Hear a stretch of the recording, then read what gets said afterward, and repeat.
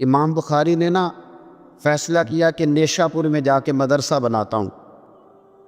امام مسلم آپ کے شاگرد ہیں جنہوں نے مسلم شریف لکھی ہے، فرماتے ہیں جب نیشا پور امام بخاری آئے تو اتنا بڑا استقبال ہوا کہ میں نے اتنا بڑا استقبال دیکھا نہیں کبھی۔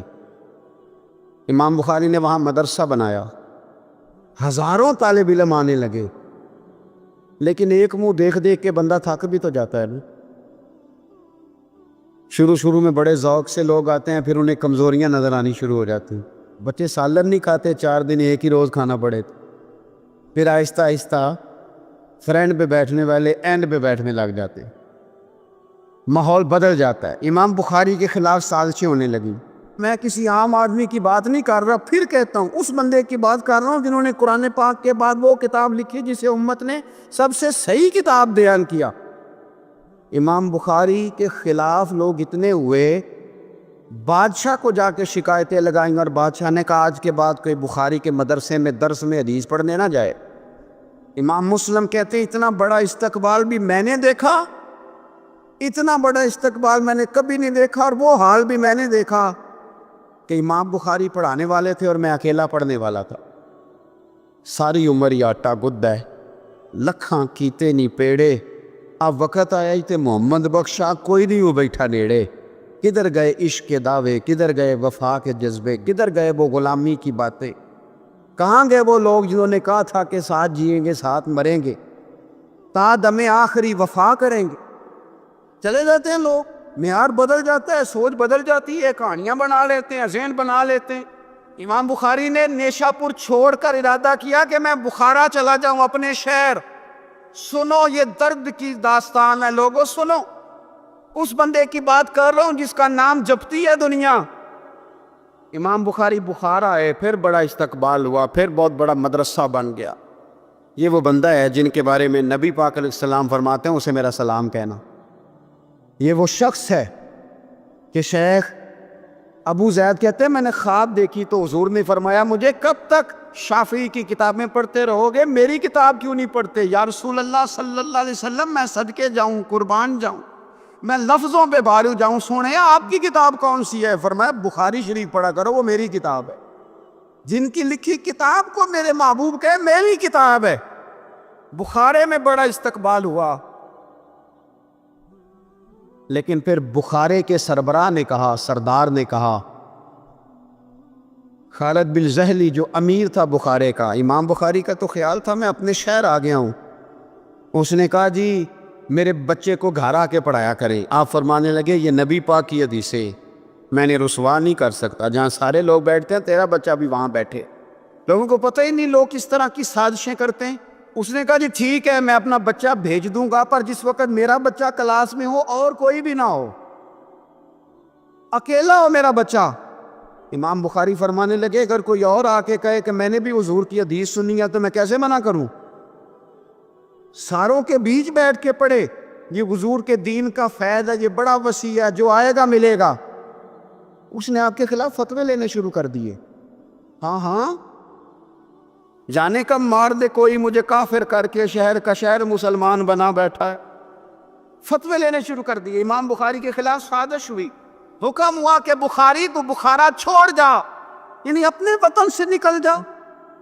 اپنے وطن میں بے وطن ہو گئے امام بخاری۔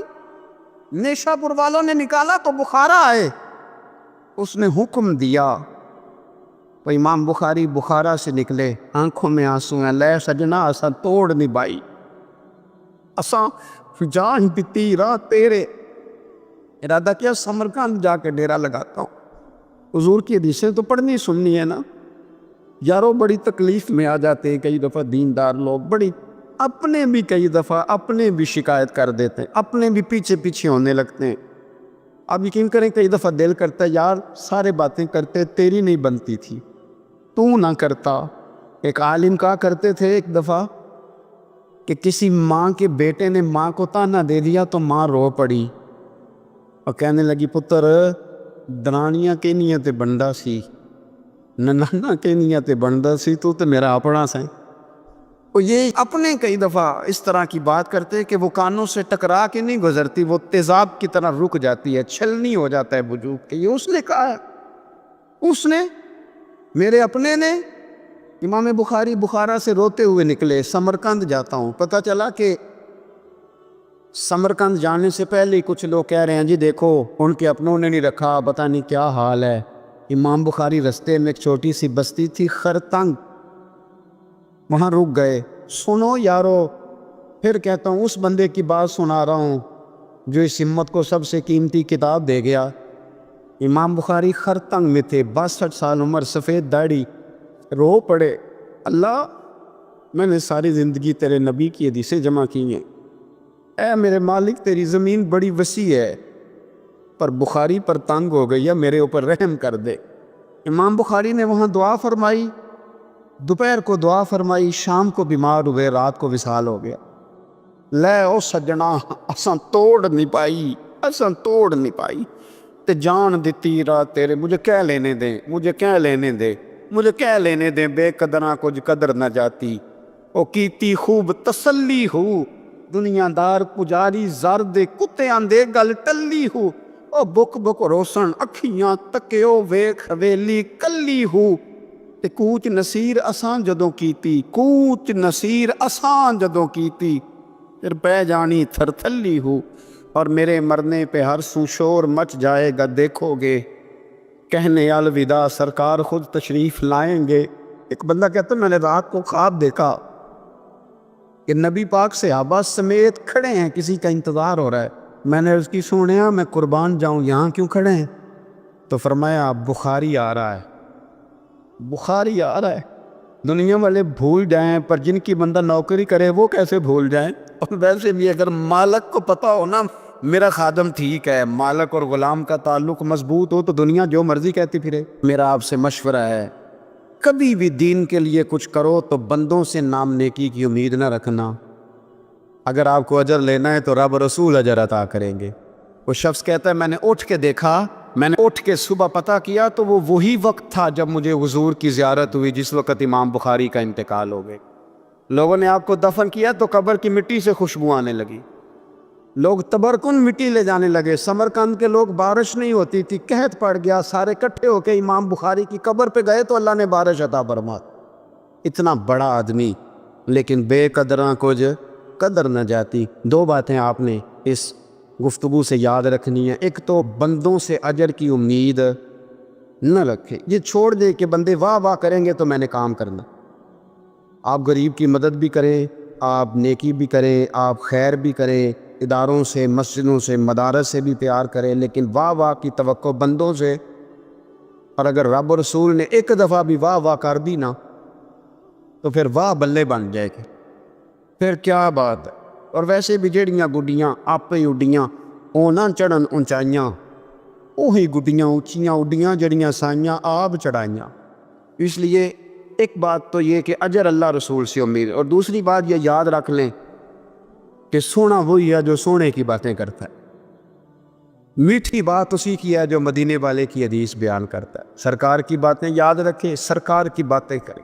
یہ تلخ وقت چل رہا ہے، کڑوا وقت ہے، پر یارو باتیں میرے نبی کی یاد کرو، ان میں بڑا ہی مزہ ہے۔ اللہ تعالیٰ امام بخاری کے درجے بلند کرے اور اللہ تعالیٰ ہمارے حال پہ رحم کرے۔ کبھی 10 منٹ عادت ہو جائے نا دعا مانگنے کی علیحدہ سے رات کو، حضور نے فرمایا جو فرض نماز کے بعد دعا مانگے اللہ اس کی قبول کر لیتا ہے۔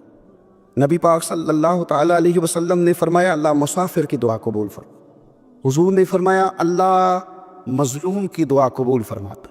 حضور نے فرمایا بیمار سے دعا کراؤ اللہ اس کی دعا قبول فرماتا ہے۔ میرے نبی پاک نے فرمایا ماں باپ جب بھی اولاد کے لیے ہاتھ اٹھائیں، ویسے تو بلے شاہ تو آسمانی اڑدیاں ہی پھڑ دیں، جڑا گھر بیٹھا انہوں پڑھے ہی نہیں۔ حضور فرمانے لگے ماں باپ جب بھی اولاد کے لیے دعا فرمائیں اللہ ان کی دعا کو قبول کرتا ہے۔ آپ اپنا تعلق بنائیں، دعا کے ساتھ، عبادت کے ساتھ، مصلی کے ساتھ رشتہ بنائیں، استغفار پڑھیں۔ صلاح الدین ایوبی صلیبی جنگوں میں تھے، رات کو مسجد اقصیٰ میں نماز پڑھی تو پریشان تھے۔ ایک بزرگ سے ملاقات ہوئی تو وہ کہنے لگے کہ آپ بڑے پریشان ہیں۔ کہنے لگے حضور پریشان اس لیے ہوں کہ پہلے ہی مسلمان کمزور ہے، اب میں نے سنا ہے دشمن کا ایک بحری بیڑا وہ جنگی سامان سے بھرا ہوا آ رہا، تو اب ان کے پاس اور تلواریں اور نیزے آ جائیں گے، مسلمانوں کے پاس پہلے ہی وسائل کی کمی ہے، پریشان ہوں کس طرح کر کے مقابلہ کریں گے؟ یہ بات کہتے ہی صلاح الدین ایوبی نے بزرگوں سے کہا حضور آپ بھی دعا کرنا، دعا کی بڑی طاقت ہے۔ میرے نبی پاک نے فرمایا دعا مومن کا ہتھیار ہے، دعا مومن کا حضور نے فرمایا تقدیر کو سوائے دعا کے کوئی چیز نہیں بدل سکتی۔ دعا مومن کا ہتھیار ہے، یہ کافر کے پاس کوئی نہیں، یہ ہتھیار ہے مومن کا۔ اللہ کرے آپ کو سمجھ آئے، پھر سنیں، کئی بار کہہ چکا ہوں یہ ہتھیار ہے۔ کافر کے مقابلے میں جو تیرے پاس سب سے بڑا ہتھیار ہے وہ دعا ہے۔ دعائیں کرانی چھوڑ دی، کرنی چھوڑ دی، لینی چھوڑ دی۔ حضرت سیدنا انس بن مالک رضی اللہ تعالیٰ عنہ فرمایا کرتے تھے میں نے وہ رنگ دیکھا ہے جب حضور دعا مانگتے تھے اور حضور کی مقدس آنکھوں میں آنسو بھی ساتھ ہی بہا کرتے تھے، میں نے وہ انداز دیکھا۔ تو صلاح الدین ایوبی حضور سے کہنے لگے آپ بھی دعا کیجیے، اور خود رونے لگے اور سر سجدے میں رکھ کے رونے لگے، اور عشاء سے لے کر فجر تک روئے، خوب روئے۔ صبح وہ بزرگ آئے تو صلاح الدین ایوبی کا خوبصورت اور ہنستا ہوا چہرہ دیکھا، کہنے لگے آپ بڑے خوش ہیں، رات تو میں نے بڑے روتے ہوئے دیکھا تھا۔ تو کہنے لگے حضور وہ جو بحری بیڑا آ رہا تھا نا وہ پانی میں ڈوب گیا ہے، اب وہ نہیں آ رہا، ابھی خبر آئی ہے تو میں بڑا خوش ہوں۔ حضور کہنے لگے اٹھ سینے سے لگ اور سن ایک بات، وہ بحری بیڑا پانی میں نہیں ڈوبا، وہ تیرے آنسوؤں میں ڈوب گیا ہے۔ وہ جو تو رات رویا ہے نا رب کریم کی بارگاہ میں تو وہ ڈوب گیا ہے۔ بھائی اپنا مصلے کا، عبادت کا، وظائف کا، اللہ کا سلسلہ اس کو مضبوط کرے، اپنی دعائیں کے تعلق کو مضبوط کرے۔ دعائیں بڑے انقلاب برپا کر دیتی ہیں۔ ہم تھوڑے نا جب سے خشک ہوئے نا خشک، اور میری تو جماعت ہی صوفیاء کی جماعت تھی، ہم تو داتا علی اجمیری کی جماعت سے، ہم تو خواجہ اجمیری کی جماعت سے، ہم تو شیخ احمد فاروق سرہندی کی جماعت سے، ہم تو صوفیاء کی جماعت۔ ہماری جماعت نے بھی وہ تعلق جو ہمارے بزرگوں نے بنایا تھا۔ بزرگ اللہ کے قریب کیسے جاتا ہے؟ ہمارے یہاں نا بہت سارے لوگ کہتے ہیں جی نظر ہو گئی تو کام ہو گیا۔ بھائی جو بخاری مسلم میں طریقہ ہے نا اللہ کا قرب پانے کا وہ تو نفل ہے۔ نبی کریم علیہ السلام نے فرمایا بندہ نفلوں کے ذریعے رب کے قریب جاتا ہے، اور اتنا قریب جاتا ہے کہ پھر اللہ اس کی زبان بن جاتا ہے، اللہ اس کی آنکھیں بن جاتا ہے، کان بن جاتا ہے، ہاتھ اور پیر بن جاتا ہے۔ تو یہ تو عبادت ہے، یہ تو اللہ کی بارگاہ کی حاضری ہے جو آپ کو اللہ کے قریب کرے گی۔ نماز کو اہمیت دے کے ادا کریں، نمازیں موبائل بند کر کے ادا کریں۔ لیکن نا کچھ لوگ کہتے ہیں مجھے ٹائم نہیں ملتا نماز کا، تو میں کہتا ہوں یہ آپ نے بڑی جرت کی بات کی ہے۔ مجھے کو میرا پیر بھائی کہہ دینا میرے پاس ٹائم نہیں آپ کو ملنے کا، تو میں کہتا ہوں آج کے بعد آنا ہی نہ۔ تو کیا سمجھتا ہے تو بہت بڑا آدمی ہے، تیرے پاس ٹائم نہیں ہے اور ہمیں ملنے کا ٹائم بہت کا؟ آپ نے اللہ رسول کو کہہ دیا ٹائم، اور عجیب فلسفہ ہے نا۔ کہا جائے نماز پڑھنے آؤ تو کہتے ہیں کپڑے ٹھیک نہیں، اور کہا جائے کہ آؤ ذرا دعوت پہ چلے تو کہتے ہیں ایک منٹ ٹھہر میں کپڑے بدل کے آیا۔ نماز کے لیے کہا تو کہتا ٹھیک نہیں، دعوت کے لیے کہا تو کہتا میں ذرا تیاری کر لوں، یوں جانا مناسب نہیں۔ ماننا ٹھیک نہیں۔ رب تو فرماتا ہے کہ جب تو مسجد میں آئے تو زینت اختیار کر کے آ، خوب ذوق سے دعا مانگے، خوب شوق سے نماز پڑھے، خوب استغفار کا مزاج بنائیں۔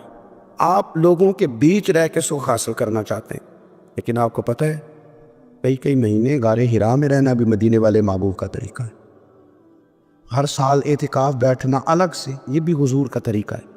مسجد نبوی کے اندر دروازہ کھلتا تھا نبی کریم کا، پر گھر کے اندر نفل پڑھے نبی پاک، اور حضور فرماتے ہیں کچھ نفل نماز گھر میں بھی پڑھا کرو، گھر کو قبرستان نہ بناؤ۔ ہمارا گھر اللہ کے ذکر سے آباد ہوگا۔ ہمارے ہاں انسان چونکہ انسانوں سے مل کے زندگی گزارتا ہے، اور اللہ تعالیٰ نے انسانوں کو درجوں کے تعلق سے فضیلت بھی عطا فرمائی ہے۔ کسی کو بیٹا بنایا ہے تو کسی کو باپ بنایا ہے، کسی کو چھوٹا بھائی بنایا تو کسی کو بڑا بھائی بنایا۔ اللہ تبارک و تعالیٰ نے درجوں کے تعلق سے فضیلت دی، استاد بنا دیے، بزرگ بنا دیے، عالم بنا دیے، اللہ نے فضیلت دی۔ ایک فضیلت وہ ہے جو اللہ نے دی، اور کچھ خیال لوگوں کا اپنا ہے کہ مجھے فضیلت ملنی چاہیے، میرا اعزاز ہونا چاہیے۔ تو اس میں پھر یہ ہوتا ہے کہ ایک تو انسان اس ارادے کی بنیاد پر کمزور ہو جاتا ہے، ایسی حرکات بھی کر جاتا ہے جس پر اس کا دل اور اس کا ضمیر اسے ملامت کرتا ہے، لیکن اسے شہرت چاہیے ہوتی ہے، وہ بھاگتا پھرتا ہے۔ کئی دفعہ یوں بھی ہوتا ہے کہ مقصود چونکہ شہرت ہوتی ہے، مقصود چونکہ دنیا داری ہوتی ہے، تو پھر دوسروں کو تکلیف دیتا ہے، وہ زبردستی عزت مانگنا، لوگوں کو تکلیف میں مبتلا کرنا، اور خیال کرنا۔ مطلب دو قسم کے داماد ہوتے ہیں، ایک داماد وہ ہوتا ہے جس کے بارے میں پتہ ہوتا ہے کہ پھڈا بہت زیادہ ڈالتا ہے، چائے بھی لیٹ ملے تو شور کرتا ہے، تب وہ سسر جو ہے وہ اپنے بچوں کو اگر کسی موقع پر اس صاحب نے آنا ہو تو بٹھا کر کے پہلے کہہ دیتے ہیں کہ مہربانی کرنا اس شریر کا ذرا خیال رکھنا، 2 دن گزر جائیں بیاہ کے یا کسی اور تقریب کے، ذرا سکون رہے گا، اس کا خیال رکھنا۔ دوسرا جو ہے وہ نفیس آدمی ہے، اس کو کوئی پریشانی نہیں، اس کو پتہ ہے کہ روٹی گھر بھی ملتی ہے، یہاں میں مہمان آیا ہوں، تو اب اس کے رشتہ دار وہ کہہ رہے ہوتے ہیں کہ اس کی خیر ہے، یہ تکلیف نہیں دیتا۔ اب یہ جو صاحب ہیں یہ کہتے ہیں جناب میں نے ہر چیز کھینچ کے رکھی ہوئی ہے، میں جاتا ہوں تو سب کچھ سیدھا ہو جاتا ہے۔ وہ بھائی آپ کے شر سے بچ رہے ہیں لوگ، آپ جو اذیت دیتے ہیں اس سے بچ رہے ہیں، آپ کو عزت نہیں دے رہے۔ عزت تو وہ دوسرے کو مل رہی ہے جس کے بارے میں کہا جا رہا ہے کہ یہ اچھا آدمی ہے، یہ تکلیف نہیں دے رہا۔ تو ہم نے عزت کے حصول کے لیے، شہرت کے حصول کے لیے، اپنا آپ دکھانے کے لیے اپنے آپ کو کمزور کرنا شروع کر دیے۔ بہت ساری جگہوں پر یوں محسوس ہوتا ہے کہ یہ آدمی شاید منت کرے گا اور شاید یہ ہاتھ باندھے گا کہ مہربانی کرو میرا بھی نام لے لو کسی طریقے سے، اور بڑے بڑے لوگوں کو یہ بیماری لگ جاتی۔ اللہ تعالیٰ نے مالی طور پر، علمی طور پر قوت بخشی ہوئی ہے، اعزاز دیا ہے، لیکن وہ اس خوف کا شکار ہے کہ میری عزت نہیں ہے، کچھ 4 بندے میرا نام لے لیتے نا۔ ایک حدیث پاک ہے، اس کو یاد رکھیں، نبی کریم علیہ وآلہ وسلم نے ارشاد فرمایا کہ جو بندہ دنیا میں شہرت کا لباس پہنے گا اللہ تعالیٰ اسے ذلت کا لباس پہنا دے گا۔ یہ بخاری مسلم کی حدیث۔ کیا مطلب ہے اس کا؟ کہ وہ جس رستے پہ چل رہا ہے نا کہ میں یہ کام بھی کروں تاکہ میرا نام ہو جائے، یہ کام بھی کروں میرا نام ہو جائے، فلانا بھی کروں تو میرا نام ہو جائے، چونکہ مقصود نام ہے، اس نے لباس پہن لیا ہے شہرت کا، ارادہ کر لیا ہے شہرت کا۔ معنی یہ کہ اس نے اپنے اوپر طاری کر لی ہے، جس طرح لباس پورے وجود پہ ڈھانپ لیتا ہے اس طرح اس نے شہرت اپنے اوپر طاری کر لیا، تو پھر رب اسے رسوا کر دے۔ دیکھیں میں آج جو بات خاص کر کے عرض کرنا چاہ رہا ہوں، میں یہ سمجھتا ہوں کہ اس میں زیادہ دینداروں کو ضرورت ہوتی ہے بچنے کی۔ ایک بندہ اس نے حج کیا ہی نہیں تو اس نے حفاظت کیا کرنی، لیکن جس نے حج کیا ہے اس نے اپنے حج کی حفاظت بھی کرنی۔ ایک صاحب یہ ہیں کہ جنہوں نے دین کا نام لیا ہی نہیں، اور ایک وہ صاحب ہیں جنہوں نے یہ کہا ہے کہ میں باشرہ ہوں، میں امامے والا ہوں، میں داڑھی والا ہوں، میں کرتے والا ہوں، میں فلاں صاحب ہوں۔ تو آپ بجائے اس کے کہ بغیر داڑھی والے پر طنز کر رہے ہیں، آپ نے اپنے آپ کو محفوظ کرنا ہے، ان چیزوں کی آپ نے حفاظت کرنی۔ دیندار لوگوں کی تو اب ساری چیزیں اس طرح ہائی لائٹ ہونے لگی ہیں، دکھاوا ہونے لگا، یعنی دعا مانگ رہے ہیں تو فوٹو الگ ہے، نماز پڑھ رہے ہیں تو فوٹو الگ ہے، یعنی آنسو کسی شخص کے آ گئے، کسی شیخ کے، کسی پیر صاحب کے، تو وہ آنسوؤں پر فوکس کر کے لوگوں نے اس کو بھی بیچا میڈیا پہ، فلانا آدمی رو پڑا، فلانے آدمی نے رلا دیا۔ یہ تو اللہ کے ساتھ رشتہ ہے بندے کا، اب اس کو بھی فار سیل کریں گے، اس کو بھی۔ حضرت عمر فاروق رضی اللہ تعالیٰ عنہ مسجد میں تشریف لائے تو ایک صاحب بیٹھ کر بڑے زور سے رو رہے تھے، لوگوں کے بیچ اللہ کو منا رہے تھے، درد کی بات کر رہے تھے، سوز کی بات کر رہے تھے، اللہ معاف کر دے، اور تڑپ رہے تھے، اور مجمع بڑا تھا اور ہر آدمی پلٹ پلٹ کے انہی کی جانب دیکھتا تھا۔ تو سیدنا فاروق اعظم رضی اللہ تعالیٰ عنہ نے آج جلال نہیں فرمایا، آج پیار فرمایا۔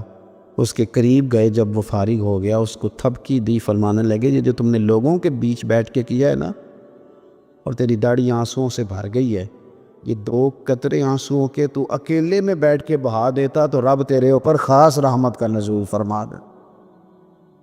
وہ ضروری ہے کہ یہاں جو ہے تو نے بتانا ہے کہ میں بڑا مطلب عاشق رسول ہوں اور میں نے جناب بڑے آنسو بہائے ہیں نعت شریف پہ، آ جائے، رونا تو آ گیا، کنٹرول نہیں ہے، وہ تو آ گیا۔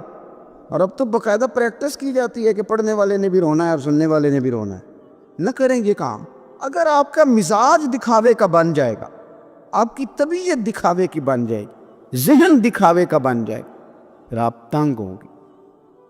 بڑی عبادت کرتے تھے امام بخاری، رمضان شریف میں اپنے لوگوں کو جمع کرتے، کہتے ہو میں تمہیں نماز پڑھاؤں، تو رمضان شریف میں نماز پڑھاتے تو ہر رکعت میں 20 آیات کی تلاوت فرماتے، 3 دن کے اندر قرآن پاک ختم کرتے، عبادت کرتے۔ یہ جتنے پڑھے لکھے لوگ تھے ان کا مصلی سے رشتہ بڑا مضبوط تھا، ایسا نہیں تھا کہ انہوں نے علم اس لیے پڑھا ہے کہ زیادہ باتیں پڑھیں گے تو زیادہ لوگوں کو سنائیں گے، زیادہ لوگوں کو اپنے پیچھے لگائیں گے، اس طرح نہیں، بلکہ مصلح سے تعلق ان لوگوں کا مضبوط تھا۔ سیدنا امام بخاری رحمۃ اللہ تعالی علیہ، آپ نماز پڑھ رہے تھے تو زنبور آ گئی، بھیڑ آ گئی، سمجھ لیں بچھو آ گیا، وہ کرتے میں گھس گیا، اس نے 17 جگہ پہ 17 جگہ پہ امام بخاری کو ڈنگ مارا، زخم ہو گئے، لیکن نماز پڑھتے رہے۔ نماز کے بعد تسلی سے بیٹھے تو شاگرد سے کہنے لگے ذرا دیکھنا پشت پہ کیا ہے۔ آپ یقین کریں ہماری نمازیں تو ہیں پر سکون والی نہیں، مزے والی نہیں۔ وہ موبائل ہے، وہ سائلنٹ پہ لگا ہوا ہے، اور نماز کے بعد اس طرح سے لوگ موبائل کھولتے ہیں جیسے قبولیت کا کوئی میسج نہیں معاذ اللہ آ گیا کہ دیکھ لو قبول ہو گئی ہے۔ اتنی جلدی ہے، کوئی ٹھہراؤ نہیں، اطمینان قلب بھی نہیں، قرار حاصل کرے۔ پڑھنی تو ہے، اور مزہ لے کے کیوں نہ پڑھی، سکون سے کیوں نہ پڑھی۔ کہا ذرا دیکھنا میری پشت پہ کیا ہے۔ تو شاگرد کہتے ہیں جب ہم نے امام بخاری رحمۃ اللہ علیہ کی کمر سے کپڑا اٹھایا 17 جگہ پہ زخم بنے ہوئے تھے، تو عرض کی حضور جب اس نے ڈانگ مارا تھا تو آپ، یہ تو بڑا سخت زخم ہے، آپ نے توجہ نہیں کی۔ اور میں نے ایک سورت شروع کر لی تھی نماز میں تو دل نہیں کرتا تھا سورت چھوڑوں، میں نے پوری کر کے رکوع کیا ہے۔ تو امام بخاری کی دلچسپی، پھر سیرت اور کردار، آپ لاکھوں حدیثیں جانیں اور آپ کہیں مجھے بڑا کچھ آتا ہے لیکن آپ کا عمل صفر ہو، نہ اخلاق ہو، نہ سخاوت ہو، نہ دیانت ہو، تو اس کا ذائقہ کیا رہا؟ یہ تو پھر طوطے کتنا، طوطے کو بھی لفظ یاد کرا دیے جائیں تو وہ بھی یاد کر لیتا ہے۔ امام بخاری رحمۃ اللہ تعالی علیہ، آپ کو اللہ نے کردار عطا فرمایا تھا، سیرت۔ آپ فرمایا کرتے تھے ایک گناہ میں نے نہیں کیا اور مجھے امید ہے اللہ سے جب میں ملاقات کروں گا تو رب اس کے بارے میں مجھ سے سوال بھی نہیں کرے گا۔ جناب وہ کون سا؟ فرمانے لگے میں نے رب کریم کے کسی بندے کی کبھی غیبت نہیں کی، اس کی پشت کے پیچھے بیٹھ کر کبھی اس کی چغلی، یہ بڑا میلا کچیلا کام ہے، میلا کچیلا، آپ یقین کریں۔ اور اس طرح بندے تھوڑی دیر کے لیے آپ کے حمایتی بن جاتے ہیں، لیکن مختصر ٹائم کے لیے، یہ میرے تجربے سے آپ کو بتا رہا ہوں۔ آپ کسی بندے کے خلاف تھوڑی دیر کے لیے بیٹھ جائیں، اور بہت سارے لوگوں کو نا یہ بڑا کام آتا ہے، یہ کام وہ کرتے ہیں انہیں کام آتا ہے، ان کو پتہ ہوتا ہے کہ کس کے خلاف میں بات کروں گا تو یہ بندہ راضی ہوگا، اس کا کون مخالف ہے۔ وہ تھوڑی بات چھیڑی، اس نے بھی چھیڑی، پھر جرانہ لگ گیا۔ جو آپ کے ساتھ بیٹھ کر کسی کے خلاف باتیں کرتا ہے وہ سب سے پہلے آپ کے خلاف شروع کرے گا، وہ آپ کو استعمال کرے گا، ٹیشو پیپر سے زیادہ آپ کچھ نہیں ہے اس کے لیے۔ کبھی بھی اس طرح کا رویہ نہ بنائیں، مثبت رہیں، آپ کا فائدہ ہوگا۔ اور غیبت چونکہ مردہ بھائی کا گوشت کھانا ہے تو آپ کے اندر یا آپ کے ذہن کو بڑا خراب کرتی ہے، بے سکون کرتی ہے۔ اللہ تعالیٰ اپنے بندوں سے بڑا جلد راضی ہو جاتا ہے، وہ اپنے بندوں کو بہت زیادہ مشقت میں نہیں ڈالتا، وہ اپنے بندوں سے اپنی نعمتوں کا بدلہ نہیں چاہتا، بہت سخت مشقت والی عبادتیں نعمتوں کے بدلے نہیں چاہتا، وہ بڑی جلدی رحم فرماتا ہے۔ ماں پیار کرتی ہے اپنے بچے سے لیکن وہ ناراض بھی ہو جاتی ہے بعض چیزوں میں، بعض معاملات اس کا دل بھی دکھاتے ہیں، بعض جگہ وہ رو کے یہ بھی کہتی ہے کہ تو نے میری محبت کا کوئی نتیجہ نہیں مجھے دیا، میری ساری کمائی تو نے ضائع کر دی۔ والد بہت ساری جگہوں پہ ناراض ہوتا ہے، شکوہ کرتا ہے، کہتا ہے میری بیماریوں کی، پریشانیوں کی، بڑھاپے کی، کمزوریوں کا سبب بیٹے تو ہی بن گیا، یہ ساری تکلیفیں تو ٹھیک ہو جائیں تو میری شاید عمر بھی بڑھ جائے، صحت بھی ٹھیک ہو جائے، میں زیادہ دیر جوان رہ سکوں۔ ناراض ہوتے ہیں ماں باپ، اسی طرح ماں باپ راضی بھی ہو جاتے ہیں، وہ بڑی جلدی راضی ہو جاتے ہیں۔ میں اکثر کہتا ہوں کہ والد کو راضی کرنے میں 5-7 منٹ لگ جاتے ہیں، اماں تو 1.5-2 منٹ میں راضی ہو جاتی ہے، ابا جی کو 5-7 منٹ لگتے ہیں، کئی دفعہ کہنا پڑتا ہے، کوئی دلائل دینے پڑتے ہیں، لیکن والدہ کے لیے تو کچھ بھی نہیں، آپ نیرا جا کے پیروں میں بیٹھ ہی جائیں، کچھ بھی نہ کریں، آپ پورا روئیں نہ، رونے والا منہ ہی بن جائے تو اماں تو نرم ہی نرم ہے، جس وقت جو مرضی آپ کرا لیں ہو گیا۔ اللہ تبارک و تعالی بلا مثال و بلا تشبیہ سمجھانے کے لیے عرض کرتا ہوں، اللہ بھی بعض معاملات میں اپنے بندوں سے ناراض ہو جاتا ہے، وہ کہتا ہے میں تکبر کرنے والوں کو پسند نہیں کرتا، وہ کہتا ہے فسادی پسند نہیں ہے، وہ فرماتا ہے کہ راہوں میں کجی کرنے والے پسند نہیں ہیں۔ وہ فرماتا ہے کہ بدعہدیاں کرو گے تو میں صبح قیامت تم سے سوالات کروں گا۔